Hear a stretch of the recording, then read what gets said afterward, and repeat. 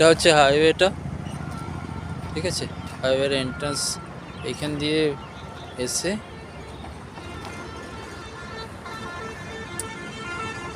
এই হচ্ছে কৃষ্ণনগরী gate. Gate দিয়ে এন্ট্রান্স করার পর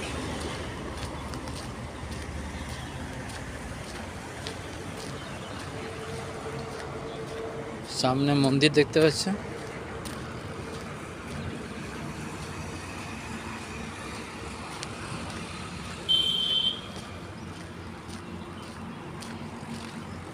এটা সোজা একটা রোড চলে গেছে, এদিকটা কমার্শিয়াল, ফ্রন্টটা কমার্শিয়াল সমস্ত কিন্তু শেষ হয়ে গেছে। মন্দির